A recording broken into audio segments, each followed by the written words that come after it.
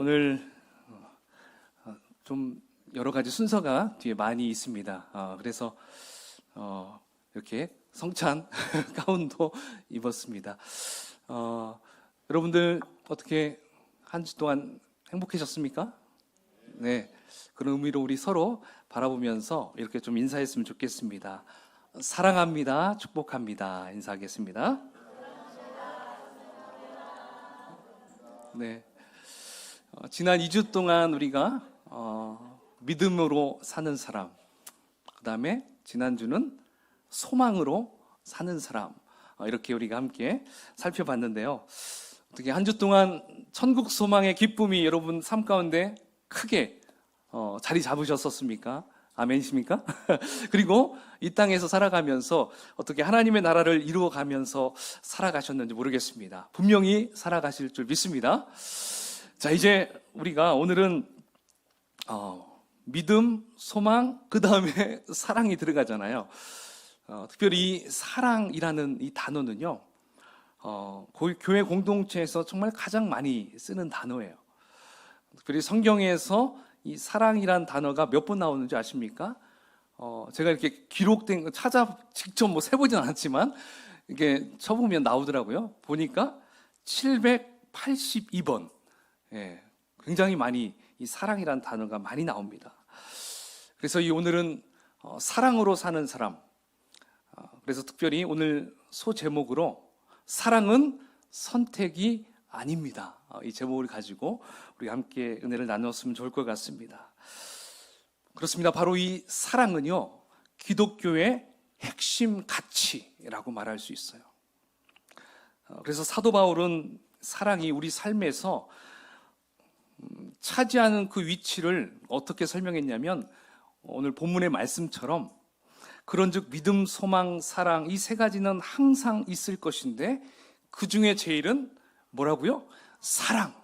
사랑이라고 지금 강조하고 있다는 것이죠. 자, 그렇다면 여러분, 우리의 삶 속에서 또 신앙생활하는 가운데에서 참 중요한 것이 많이 있어요. 근데 그 많은 것들 중에 여러분들은 사랑, 그 사랑이 여러분들의 최고의 목표, 여러분들의 삶에 가장 가치 있는 것으로 여기시는지 한번 오늘 우리 자신을 한번 점검해 보면 좋을 것 같아요. 말로는 내가 사랑이 중요해, 사랑이면 돼, 이러는데 막상 생활 속에서 또 성도들 간에 이런 교제하면서 어느 순간 이 사랑은 사라져버리고 다른 것이 막 우리를 이렇게 움직이게 하는 그런 것들을 또 볼 수가 있다는 것이죠. 그래서 성경은 우리에게 참 여러 가지 말씀을 하는데, 이 사랑이란 되는 부분에서 이런 이야기도 하시죠. 내가 천사의 말을 한다 해도 내 마음에 사랑이 없으면 아무 소용이 없다. 울리는 꽹과리와 같다. 이렇게 말씀에서도 우리에게 주십니다. 또 찬송 가운데서도 이러한 찬송도 있죠. 자, 그렇다면 여러분들은 사랑이 제일이라고 믿고 사랑으로 살아가고 있는 것 같습니까? 예. 선뜻 참 말하기가 어렵죠. 자, 여러분, 우리는 좀 여기에서 우리 자신을 좀 심각하게 여겨야 됩니다. 예. 사랑을 내 삶의 가장 중요한 것으로 여기지 않는다? 어쩌면 이것은 우리 믿음에서 심각한 문제가 있다라고 말할 수 있어요. 여러분, 보통 교회마다 연말이 되면 교회 직분자들을 세우잖아요. 예, 집사님도 세우고 또 때로는 안수집사도 세우고 장로도 세우고 이런 직분자들을 세웁니다. 또 어떤 팀의 팀장도 세우고 이런 일들을 하죠. 자, 그러면 교회에서는 가장 첫 번째 기본으로 무엇을 볼까요? 자, 그 성도를 이 사람이 정말 집사로서 괜찮은가? 장로로서 괜찮은가? 이런 거 볼 때 이제 조건들이 있어요, 보통. 자, 그 중에 가장 첫 번째가 주일 성수를 잘하는가? 1년에 몇 번 빠지면 이건 안 됩니다. 이런 조건들이 있더라고요. 또 이분은 11조를 제대로 하고 있는가? 또 이것으로 딱 또 바라보죠. 그 다음에 이분은 교회에서 봉사를 잘하고 계시는가? 이런 것들도 보고, 또 이분은 가정생활이 괜찮은가? 이런 것들도 봅니다. 자, 그렇게 해서 정말 잘 선변해서 직분자들이 세워졌어요. 자, 그렇게 세워지면 교회가 정말 아름답게 이루어져 가야 되는 거죠. 그렇죠? 그렇게 신앙도 열심히 잘하는 분들이 직분자로 세워졌다면 교회는 튼튼히 아름답게 세워져 가야 합니다. 근데 이상하게 주님의 몸된 교회는 잘 세워지지 않는 것이 참 보여져요. 그토록 심사숙고해서 세운 직분자들이 교회를 잘 이루어가는 것이 아니라 여기저기 문제들이 막 일어나는 것입니다. 여러분, 무엇이 잘못됐을까요? 그것은 기준이 잘못돼서 그래요. 기준. 그러니까 우리 예수님이 생각하는 기준과 교회가 생각하는 기준이 다르다는 것입니다. 우리 예수님의 기준은 무엇을 가장 첫 번째로 여기셨습니까? 사랑이었어요. 사랑. 근데 교회는 그 사랑을 너무나 가볍게 여겼다는 것입니다. 그러니까 교회 일꾼에게 가장 필요한 것은 무엇일까요? 바로 사랑입니다. 이 사람에게 사랑이 있는가, 없는가? 아무리 다른 것을 열심히 잘하더라도 사랑이 빠져 있다면 이 사람은 직분자로서는 탈락, 이렇게 말할 수 있다는 것이죠. 신약교회 시대 빌립보 교회 여러분 아시죠? 그 빌립보 교회에는요, 충성스러운 일꾼 두 사람이 있었어요. 유오디아와 순두계라는 사람이었어요. 이 사람들은 교회 리더, 지도자였어요. 그런데 두 사람은 하나가 되지 못하고 늘 갈등 관계에 있었어요. 그들은 교회 안에서 많은 일들을 감당했지만 또 동시에 갈등과 분열의 중심에 있었던 사람들이었습니다. 여러분, 왜 교회 안에서 이러한 미움과 시기, 다툼, 이러한 것들이 왜 그렇게 생겨나는 것일까요? 그것은 사랑이 제일이라고 믿지 않기 때문에 그래요. 말로는 사랑이 제일이라고 하는데 우리는 무슨 일을 할 때 보면 항상 무엇을 중요하게 여기냐면 너는 맞았어, 너는 틀렸어, 옳고 그름을 너무나 따진다는 것입니다. 또 나의 판단이 가장 옳다라고 주장하는 데 있다는 것이죠. 자, 교회가 이렇게 되다 보니까 누구도 나 자신의 한계를 인정하지 않아요. 오히려 끊임없이 따지고 판단하려고만 하니까 결국 어떤 일이 벌어집니까? 인간관계가 깨져요. 그리고 파가 갈라져요. 그리고 사역도 일도 그르치게 되는 것을 볼 수가 있어요. 자, 이렇게 끝까지 옳고 그른 것만 따지게 되면 여러분 어떻게 되겠습니까? 서로 죽이려는 단계까지 치닫게 올라가요. 여러분, 주변 교회 중에 정말 큰 교회들 문제들이 터지면 어때요? 어디까지 올라가요? 법정까지 올라가요. 세상 법정 아래까지 올라가서 거기서 판가름 내달라고 막 그렇게 호소하잖아요. 교회 안에서 해결이 안 돼요. 그러므로 가정이나 교회나 직장이나 우리는 옳고 그름을 따지는 것보다 먼저 어떻게 하는 것이 우리가 서로 하나가 될 수 있는가를 우리가 생각해야 한다는 것입니다. 과연 우리 예수님은 무엇을 원하고 계실 건가를 생각하고 우리가 행동해야 한다는 것, 이게 정말 중요해요. 여러분에게 예화 한 가지 말씀드립니다. 어려서부터 집안이 너무 어려워서 사창가에 팔려간 어떤 자매의 이야기예요. 자, 근데 그 자매가 그곳에서 어떤 청년과 사랑에 빠지게 됩니다. 어느 날 그들은 자신들의 그 어둠을 스스로의 힘으로 걷어내기로 결심했어요. 그래서 신변의 위험을 무릅쓰고 그곳을 탈출해서 아무도 자기들을 알아보지 못하는 도시로 도망가게 됐습니다. 그래서 거기서 살았어요. 근데 이 자매가 그 사창가에 있으면서 가장 부러웠던 것이 일요일이 되면 온 가족이 함께 교회 가는 모습이었대요. 그래서 청년과 그 자매는 스스로 교회를 찾아가 등록을 했답니다. 그 후 부부는 누구도 그 이상 할 수 없을 만큼 충성스럽게 교회를 섬겼어요. 시간이 흘러 부부는 모두 다 집사가 되었습니다. 부부는 자신들의 어두운 과거에도 불구하고 이처럼 행복한 삶을 살게 해주신 하나님께 감사와 찬송을 올려드리게 되죠. 그러나 세상에는 비밀이 없어요. 같은 교회 다니는 어느 집사님이 그 자매의 과거를 알게 되었어요. 그는 신실해 보이는 자매가 이렇게 더러운 과거를 갖고 있다는 그 사실이 소름이 끼쳤다는 것이죠. 정말 가증스러워.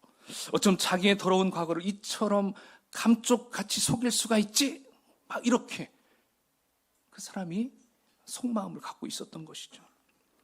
그래서 그 집사는 다른 사람들에게 이 사실을 말하기 시작합니다. 그렇게 퍼져나간 귓속말은 그들 부부만 모르는 공공연한 비밀이 되어버렸어요. 언제부터인가 이들 부부는 이상하게 교인들의 태도가 달라졌어요. 자신들을 대하는 그런 모습들이 너무 달라게 보였던 것이죠. 전에는 그토록 친절하고 따뜻했던 교인들이 자기들만 나타나면 마치 벌레 보듯이 힐끔힐끔 쳐다보면서 지나가는 것입니다. 아무도 말하지 않았지만 부부는 아마 교인들이 이제 우리들의 과거를 알게 되었다라는 그 사실이 직감되었어요. 그렇지만 그 부부는 계속 교인들에게 다가가려고 애를 썼습니다. 그러나 그럴수록 교인들은 그들을 피해서 달아납니다. 사창가보다 더 싸늘한 교회에서 그들 부부는 좌절하고 절망하고 말았습니다. 결국 어느 날 밤 부부는 수면제를 나눠 먹고 영원히 깨어날 수 없는 잠을 청하고 말았어요. 여러분, 젊은 부부의 그 느닷없는 죽음 앞에서 그 교회의 담임 목사가 이렇게 가슴을 치며 호소했어요. 울었습니다. 하나님, 저는 제가 양떼를 치는 줄 알았는데 알고 보니 이리떼를 치고 있었군요 하면서 그렇게 자신을 한탄했다라고 합니다. 여러분, 만일 우리 교회에 그러한 분이 왔다고 했다면, 그것을 여러분 혹시 알았다고 했다면 우리는 어떻게 했을 수 있을까요? 품어줄 수 있을까요? 저는 품어야 한다고 믿습니다. 할렐루야. 그들의 허물을 가려주고 그들의 변화된 모습으로 축복하는 그러한 삶, 그러한 성도, 여러분, 이것이 교회가 해야 될 일이라는 것입니다. 그러한 교회가 사랑 제일주의로 살아가는 교회라는 것입니다. 자, 이제 두 번째, 사랑의 열매로 우리의 구원을 점검하자는 것이죠. 여러분, 초대교회 지도자였던 터툴리안 교부의 글에 보면 이런 글이 있습니다.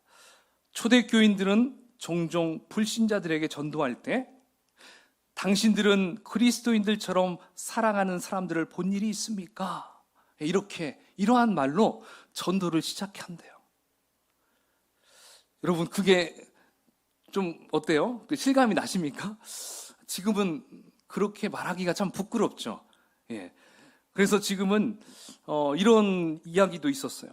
어떤 지하철에서 큰 소리로 말싸움하는 것을 본 어떤 할아버지가 그들을 향해 소리쳤답니다. 왜 여기서 싸우는 거야? 여기가 교회인 줄 알아?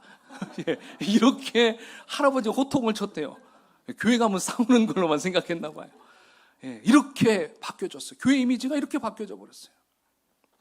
여러분, 이렇게 세상 사람들은 교회를 싫어하는 사람들이 많아졌어요. 그런데 여러분, 이제는 세상 사람들만 교회에 대해서 그렇게 생각하는 것이 아니라 교인들끼리도 무서워하는 시대가 됐어요. 일례로 여러분, 보통 이제 담임 목사에게나 어떤 교회 목자님 또 목녀님 이런 분들에게 자신의 고민을 얘기하잖아요. 기도 제목도 얘기하잖아요. 그러면서 몰래 와서 시간 내서 만나서 얘기하잖아요. 그래서 다 얘기하고 나서 끝에 뭐라고 합니까? 목자님, 이 말 절대 아무한테도 얘기하면 안 됩니다. 이렇게 얘기하잖아요. 왜 그럽니까? 성도가 무서워요.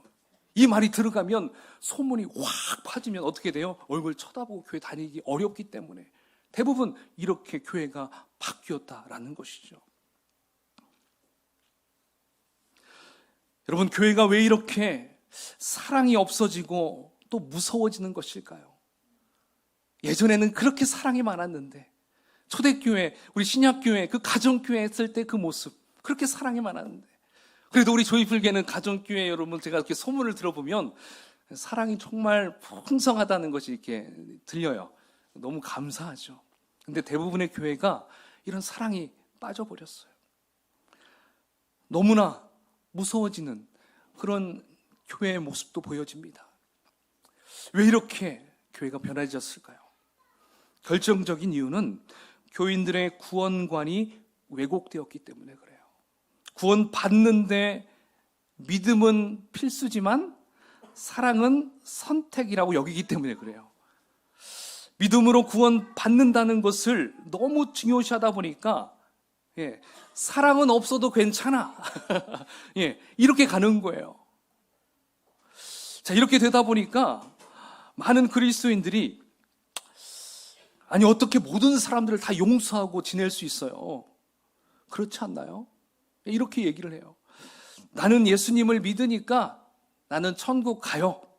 만약 천국 문 앞에서 혹시 누구누구 사랑하지 않았어? 뭐 이렇게 저에게 책망할 수 있겠죠? 그러면 그때 책망 좀 듣고 그때 거기서 잠깐 회개하고 천국 문 들어갈 수 있어요. 여러분 이렇게 생각한다는 거예요. 이게 맞는 말일까요? 여러분 크게 잘못 알고 있는 것입니다. 우리는 명심해야 될 부분이 있어요.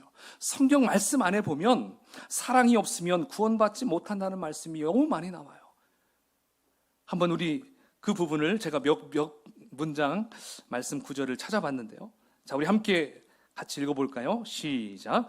나는 너희에게 이르노니 형제에게 노하는 자마다 심판을 받게 되고 형제를 대하여 라가라 하는 자는 공회에 잡혀가게 되고 미련한 놈이라 하는 자는 지옥불에 들어가게 되리라.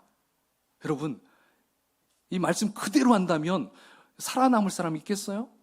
라가라 이게 뭐예요? 바보 같은 놈, 미련한 놈 이거예요. 여러분 우리는 미련한 놈은 굉장히 그래도 어때요? 완곡한 표현이잖아요. 돌려서 이렇게 욕도 아니라고 생각하잖아요. 그죠? 우리 자녀들에게도 미련한 놈 이렇게 얘기할 때도 많잖아요. 왜?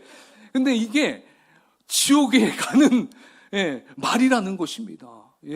여러분 잘 들어봐야 돼요. 자, 그 다음 보겠습니다. 요한일서 3장 10절 시작. 이러므로 하나님의 자녀들과 마귀의 자녀들이 드러나나니 무릇 의를 행하지 아니하는 자나 또는 그 형제를 사랑하지 아니하는 자는 하나님께 속하지 아니하니라. 사랑하지 않는 자는 하나님께 속하지 않는 자예요. 자, 그 다음 요한일서 3장 14절 15절 시작. 우리는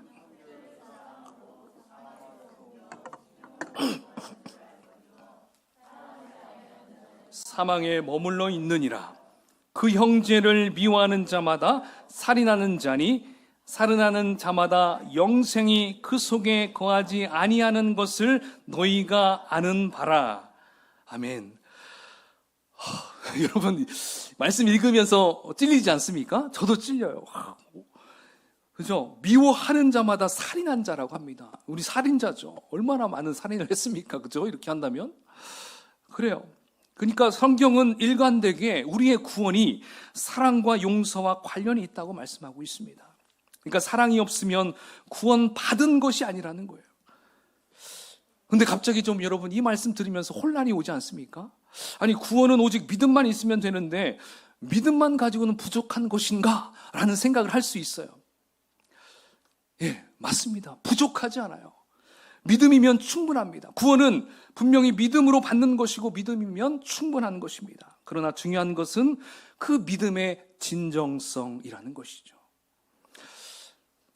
야고보서 2장 17절 말씀 읽어볼까요? 자, 시작. 이와 같이 행함이 없는 믿음은 그 자체가 죽은 것이라. 아멘. 자, 야고보 사도는 행함이 따르지 않는 믿음은 죽은 믿음이라고 단정졌습니다. 그러니까 진짜 믿음이 아니라는 것입니다. 지금 사도 야고보가 말하는 이 행함, 여기서 행함은요 단순히 선행을 의미하는 것이 아니에요. 야고보는 이 부분을 설명하면서 야고보서 그 아랫부분에 보면 아브라함이 이삭을 바친 거에 대해서 이야기해주고 있고요. 그 다음에 기생 라합이 정탐꾼을 숨겨준 일을 예로 들어주고 있어요. 자, 이것은 선행과 관련된 것이 아니라 하나님을 믿게 되니까 그렇게 순종하게 되었다, 그렇게 행하게 되었다, 이것을 말하고 있는 것입니다. 그래서 믿음과 행함은 함께 가는 것이다. 이걸 설명하기 위해서 말씀하는 거예요. 근데 여러분, 왜 야고보 사도는 행함을 이렇게 함께 강조하고 있는 것일까요? 로마서에 보면 행함이라는 것이 별로 안 나와요. 그죠?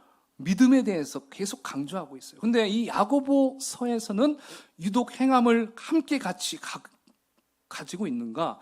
자, 그것은요, 이 야고보 시대, 당시 이때에는 기독교가 엄청난 박해가 있었어요. 그러니까 예수님을 잘 믿게 되면 우리는 복 받는다, 행복해진다, 잘 산다, 이렇게 알 수 있었는데, 그때는 예수님을 잘 믿으면 그 따르는 게 뭐예요? 핍박, 죽음, 순교, 사자의 밥, 막 이렇게 가는 거예요. 그러니까 사람들이 예수님을 믿는다는 것을 말은 하지만 결국 그러한 죽음 앞에서 부인한다는 거예요. 나 예수님 몰라요. 나 예수 믿지 않아요. 그렇게 사람들이 반응하게 된다는 거죠. 자, 그렇게 되니까 여러분, 예수님을 부인하는 자들은 믿음이 있는 거예요? 없는 거예요? 없는 거죠. 그래서 그 믿음이 바로 죽은 믿음이라고 말씀하는 것입니다. 그러므로 진정한 믿음은 믿는 것에서 끝나는 것이 아니라 바로 행함이 함께 따라야 한다는 것입니다. 특별히 용서와 사랑의 사람. 자, 용서와 사랑이 함께 따라야 그것이 죽은 믿음이 아니라 진정한 믿음이라고 말할 수 있는 것입니다. 그래서 그 진정한 믿음은, 그 믿음의 소유한 자들은요, 그 마음 안에, 여러분 마음 안에 우리 예수 그리스도가 특별한 손님으로 자리 잡고 있는 것이 아니라 바로 여러분들의 주인으로, 주님으로 자리 잡아야 한다는 것입니다. 할렐루야. 그 주인으로 내 안에서 우리 예수님이 나를 이끌어 가실 때, 내가 예수님을 믿음으로 말미암아 내 안에서 자연스럽게 용서가 되고 사랑이 일어난다는 것을 말하고 있는 것입니다.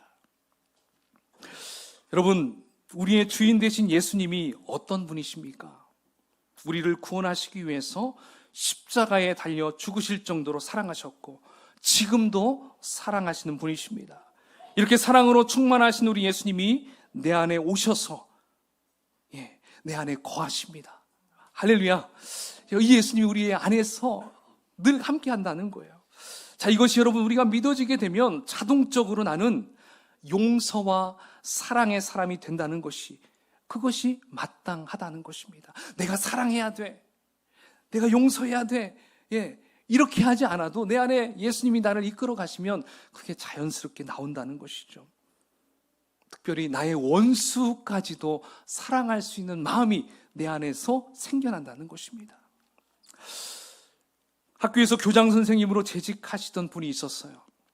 그는 어릴 때 형이 일본 사람에게 맞아 죽은 것을 본 후에 일본 사람들을 평생 증오하며 살았다고 합니다. 그런데 어느 날 하나님께서 그에게 물으셨어요. 일본 사람이 너에게 지은 죄가 크냐? 네가 나에게 지은 죄가 크냐? 이렇게 딱 물었어요. 그러니까 그 교장 선생님이 성령 체험한 후였거든요. 그러나서 자신의 죄가 막 보여지는 것입니다.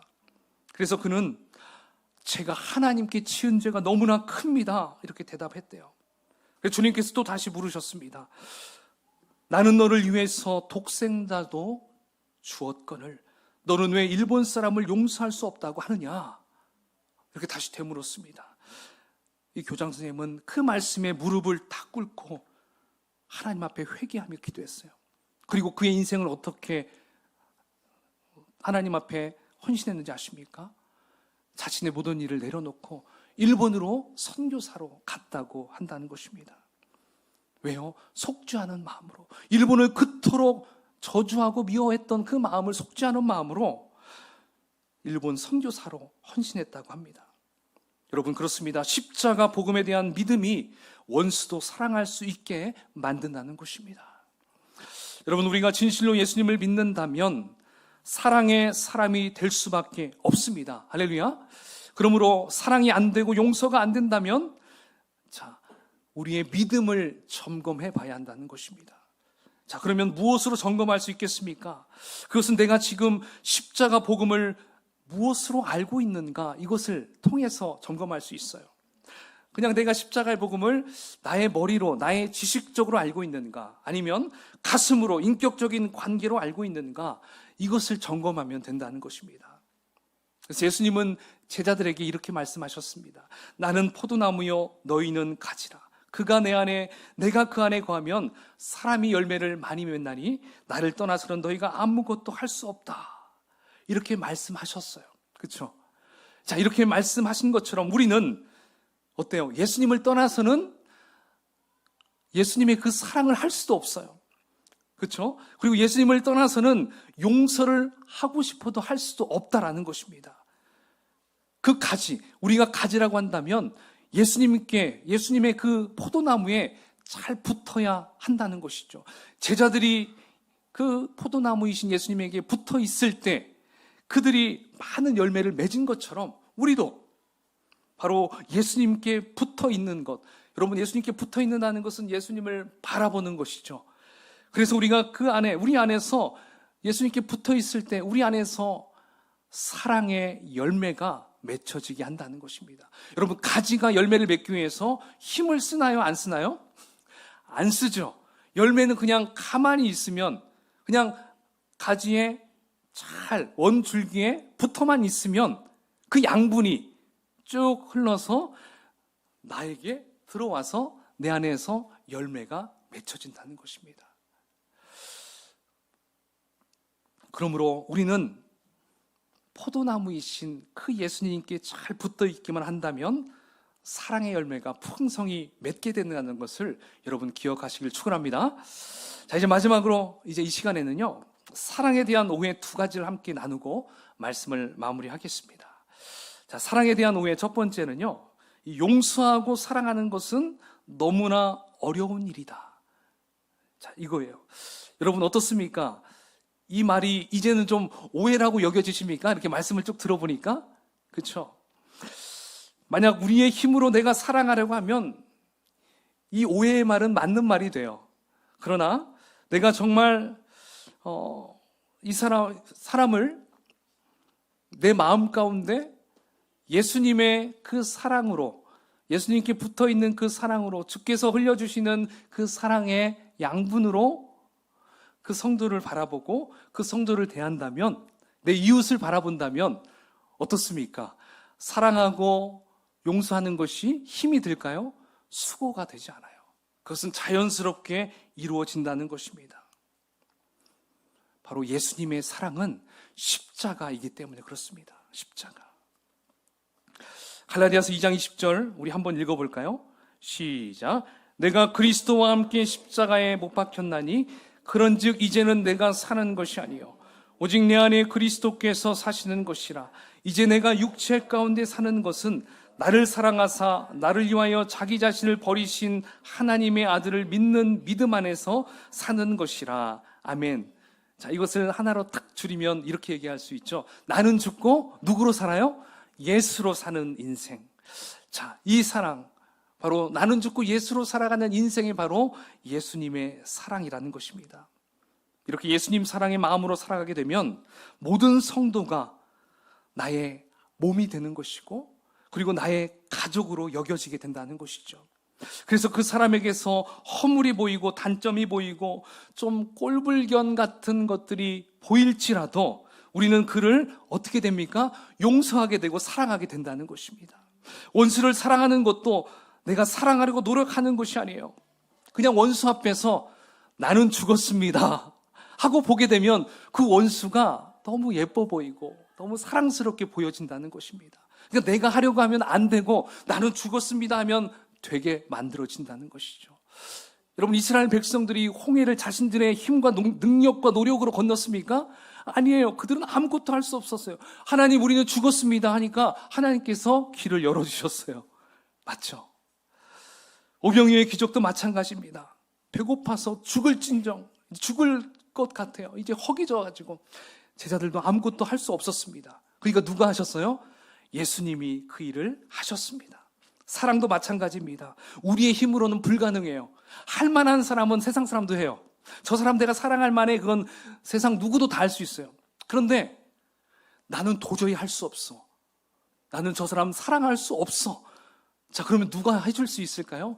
예수님이 나 대신 사랑할 수 있는 마음을 부어주셔서 내가 사랑하게 된다는 것입니다. 할렐루야. 그럼 우리는 예수님을 바로 믿는 것은, 예수님의 그 사랑을 실천하는 것은 나는 죽고 예수님이 하게 하는 거, 바로 이것이 그 오해를 풀 수 있는 방법이라는 것이죠. 자, 두 번째, 사랑에 대한 오해. 한번 읽어볼까요? 시작. 사랑하는 것은 희생하는 일이요. 자, 여러분, 이것도 오해입니다. 용서하고 사랑하는 것은 복 중에 복인 줄 믿으시기 바랍니다. 왜냐하면 예수님이 우리의 주님이 되셨기 때문에 그래요. 우리의 주님이 되셨다는 것은 내가 희생하는 것이 아니고 내가 손해보는 것이 아니에요. 나는 그저 주님이 시키시는 대로 순종했을 뿐이기 때문이에요. 자, 그러면 내 안에 살아계신 주님이 사랑하라고 했을 때 우리가 순종하면 여러분 어떠한 일이 일어날까요? 자, 순종했는데 첫 번째, 믿음의 역사가 일어납니다. 신기하죠? 나는 그냥 했는데 믿음의 역사가 일어난다는 거예요. 자, 누가복음 17장 1에서 6절에 보면 예수님께서 제자들에게 너희에게 하루에 7번이라도 너에게 7번 죄를 짓고 7번 내게 돌아와 용서를 구하면 용서해줘라, 이런 말씀이 있어요. 자, 그러니까 이때 제자들은 예수님에게 예, 알겠습니다, 이렇게 한 게 아니라 믿음을 더 주시옵소서, 이렇게 말해요. 예, 믿음을 더 해달라고. 자, 그러니까 예수님은 그래, 믿음을 더 해줄게, 이렇게 말씀하지 않고요, 겨자씨 한 알만한, 한 톨만한 믿음만 있으면 저 뽕나무를 뽑아가지고 이 바다에다 심기면 이 뽕나무가 자라게 할 수 있게 할 수 있어, 이렇게 말씀하셨어요. 자, 여러분, 예수님의 의도가 무엇일까요? 예수님, 자, 여러분, 지금 예수님은 여기서 너희들 가지고 있는 그 믿음이면 충분해. 그 믿음만 있으면 그 놀라운 능력을 행할 수 있어. 자, 근데 그 믿음을 하려면 그 앞에 무엇을 하라는 거예요? 예, 너 앞에 용서를 구하고, 너 앞에 죄송하다고, 미안하다고, 그렇게 사죄하러 온 그 사람을 어떻게 하라는 거예요? 용서해주면 믿음의 능력이 나타난다. 먼저 우리가 해야 될 게 뭐예요? 용서해주는 거, 사랑해주는 거. 그 사랑만 해주면, 여러분, 지금 용서 못할 사람 머릿속에 좀 있죠? 그 사람은 내가 정말 안 되는데. 근데 여러분, 그 사람까지 용서하는 마음을 갖게 되면 뭐가 생긴다는 거예요? 믿음의 능력. 근데 여러분, 이건 시원찮은 믿음의 능력이 아니에요. 여러분, 이 뽕나무는요, 예, 정말 좋은 땅에서 자라야 됩니다. 그냥 웬만한 땅에서는 자라지 않아요. 근데 바닷물에 씻겼다면 거기서 잘 자란다는 것은 놀라운 일이죠. 상상할 수 없는 것이죠. 여러분, 이것을 기억해야 됩니다. 자, 두 번째, 기도응답의 역사가 일어나요. 여기서도 기도응답의 역사가 일어난다는 거예요. 우리가 기도응답의 말씀 중에 가장 좋아하는 말씀이 마태복음 7장 7절 8절인데요. 자, 우리 한번 읽어볼까요? 시작. 구하라, 그리하면 너희에게 주실 것이요, 찾으라, 그리하면 찾아낼 것이요, 문을 두드리라, 그리하면 너희에게 열릴 것이니 구하는 이마다 받을 것이요, 찾는 이는 찾아낼 것이요, 두드리는 이에게는 열릴 것이니라. 아멘. 예, 여러분, 이 말씀 어때요? 너무 좋죠? 야, 두드리고, 예, 열어주세요. 예, 찾으려고 하면 다 하나님이 이렇게 열어주고, 찾게 해주시고, 구해주시고, 예, 이게 해주신다는 것입니다. 그런데 여러분, 이 말씀대로 이루어지지 않을 때 있어요, 없어요? 있어요. 예, 이게 다 안 이루어진다는 거죠. 왜 그럴까요? 그 이유가 있어요. 마태복음 7장 12절에 그 답이 나와요. 함께 읽어보겠습니다. 시작. 그러므로 무엇이든지 남에게 대접을 받고자 하는 대로 너희도 남을 대접하라. 이것이 율법이요 선지자니라. 예, 아까 무엇이든지 구해라. 예, 두드려라. 근데 그것이 이루어지기 위해서는 7장 12절 말씀이 필요하다는 것이죠. 그러니까 우리가 하나님께서 우리에게 기도 응답하시기 전에 지금 우리의 삶이 어떤가 하나님은 이렇게 보신다는 거예요. 다른 사람들의 요구에 대해서 지금 너희들이 어떻게 대하고 있는가, 어떻게 지금 응답하고 있는가, 하나님은 그것을 보고 있다는 것입니다. 만약에 우리가 다른 사람들의 요청과 요구에 기꺼이 응답한다면 하나님께서도 기쁜 마음으로 우리의 기도에 응답하시겠다라는 것이죠. 이렇게 사랑에 대한 오해, 여러분 풀렸습니까? 네. 사랑에 대한 수고는요, 힘든 것이 아니에요. 예수님이 내 마음 가운데 자리 잡고 있으면 그 사랑은요, 그 용서는 너무나 쉽게 이루어진다는 것입니다. 여러분, 우리 부모님들, 자녀들 지금까지 몇 번 용서하셨습니까? 셀 수 없이 용서하셨죠? 왜 그렇게 용서하셨습니까? 예. 용서받을 만해서 용서했습니까? 자식이니까 용서했죠. 내 가족이니까 용서했죠. 그래요. 예수님이 내 마음 가운데 임하시면요, 내 이웃도, 내 가족은 뭐 말할 것도 없이, 내 원수들까지도 나의 가족과 같이 여겨집니다. 그래서 그들이 잘못해도 일단, 그래. 얼마나 그랬으면 그랬어. 그냥 이렇게 나와요. 따지지 않아요. 옳고 그름 따지지 않아요. 내 마음 안에 예수님이 거하시고 그분이 내 속에서 주인 행사를 하실 때 이런 일들이 벌어진다는 것입니다. 그러므로 여러분, 예수님을 여러분 마음 가운데 진실한 주인으로 모십시오. 그렇게 할 때 우리는 진정한 믿음을 행할 수 있어요. 행함이 따르는 진정한 믿음이 우리 삶 가운데 늘 풍성하게 열매 맺게 된다는 것입니다. 한 주 동안 우리가 그 사랑으로 서로 사랑하면서 서로 용서하면서 그렇게 좀 서로 격려하며 살아가는 저와 여러분이 되기를 주의 이름으로 축원을 드리겠습니다. 아멘.